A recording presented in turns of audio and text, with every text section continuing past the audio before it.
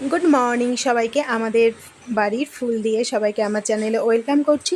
আর দেখো এই ফুলগুলো কি মিষ্টি না দেখতে, আমাদের বাইরের গাছের ফুল। সকালবেলা ফুল তোলা হয়ে এখানে আমি এখন থালা বাসনগুলো ধুয়ে নিচ্ছি। প্রচুর থালা বাসন হয়েছিল, তাই সমস্ত থালা বাসনগুলো এখন আমি একে একে ধুয়ে নিচ্ছি। আগে এইগুলো ধুয়ে নিয়েছি, আর বাকিগুলো আছে সেগুলো আমি অলরেডি আবার ধুচ্ছি। তো প্রচুর হয়েছে, একসাথে প্রচুর হয়েছে। তো এগুলো বাড়ির কাজের জন্য একটু এদিক ওদিক করে আমাদের কাজ করতে হচ্ছে, মানে এখানে বসে বসে আমাকে থালা বাসনটা ধুয়েছে। কলপাটটা এখনো রেডি করা হয়নি, সব ভেঙে চুরে গেছে। তো যাই হোক, এমন করে এখন আমাদের কিছুদিন চলতে হবে। থালা বাসন হয়ে গেছে। এখন আমি একটু লাল চা আর এখানে এইরকম শুকনো পিঠে নিয়ে বসেছি। সকালেই বানালাম। তো আমার এইরকম চায়ের সাথে পিঠে ভালো লাগে। আমার সবসময় পিঠে ভীষণ ফেভারিট। তো আমি এগুলো ননস্টিকের পাওয়া যায় পিঠে বানানোর ছাঁচ, সেগুলো দিয়েই বানিয়েছি। আর ওটা দিয়ে পিঠে ভালোই হয়, মোটামুটি খারাপ হয় না।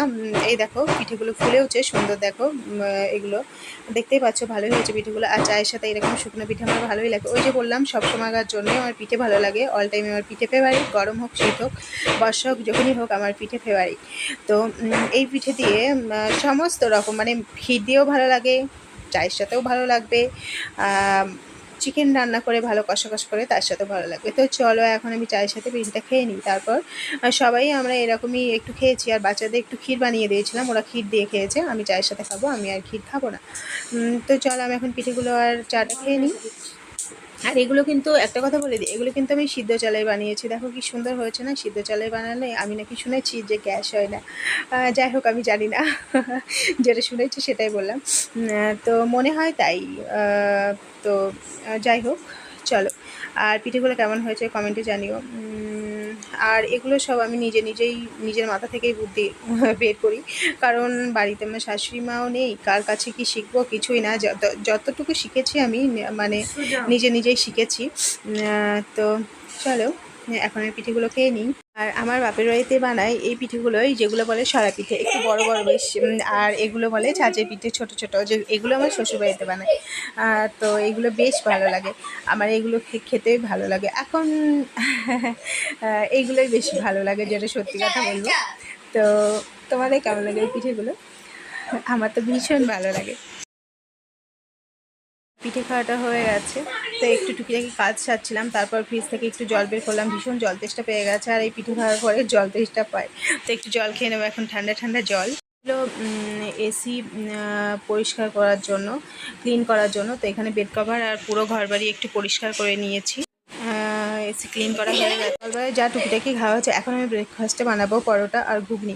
তো এগুলোর ভিডিও আমি আপলোড করতে।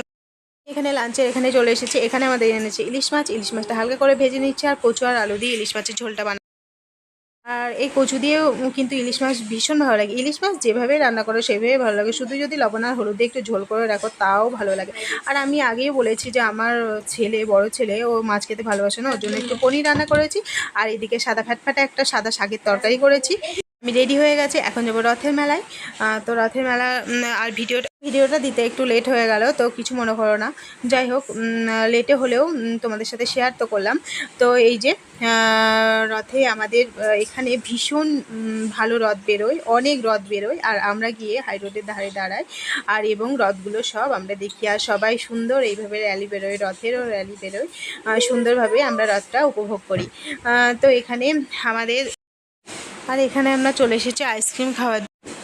বাচ্চারা কি নেবে সেখানে একটু মেলায় চলে এসেছে। এখানে দেখো কি কিউট কিউট ছোট ছোট খেলনা বাচ্চাদের, সেগুলো আছে সুন্দর সুন্দর ঘর সাজানোর ফুলদানি। তো এগুলো একটু দেখছিলাম, ভালো লাগছিল। তো এখানেও একটু, তো আমরা রথ দেখে বাড়ি চলে এসেছি। আর এত ভিড় হয়েছে বাপরে বাপ, মানে রাস্তার দুই ধারে পুরো লরিগুলো দাঁড়িয়ে পড়েছে, মানে পুরো জ্যাম, কোনো টোটো আসছে না, কোনো কিছু না। তো আমরা হেঁটে হেঁটে এক পাশ দিয়ে চলে আসলাম। আর এত গরম লাগছিল, অস্থির লাগছিল। দেখো আমি ঘেমে টেমে একদম অস্থির হয়ে গেছে, মুখটা দেখো কেমন তেল তেল হয়ে গেছে। তো এখন এসে এখন আর ভালো লাগছে না, তাই আমি বলছি এখানেই আমি ভিডিওটা এবার শেষ করব। আর আমাদের এখানে না রথ ভীষণ ভালো অনুষ্ঠান হয় রথেও। আমাদের এখানে একটা জায়গায় এবছর নতুন করে একটা অনুষ্ঠান উদ্বোধন হলো রথে, ভীষণ ভালো লাগলো। তাহলে আমার ভিডিওটা আমি এখানেই শেষ করছি। সবাই ভালো থেকো, সুস্থ থেকো, সবাইকে ভালো রেখো। আর যদি আমার ভিডিওটা ভালো লাগে একটা লাইক করে দিও, কমেন্ট করে দিও, আর তাড়াতাড়ি করে চ্যানেলটা সাবস্ক্রাইব করে দাও। সবাইকে জানাই শুভরাত্রি, টাটা।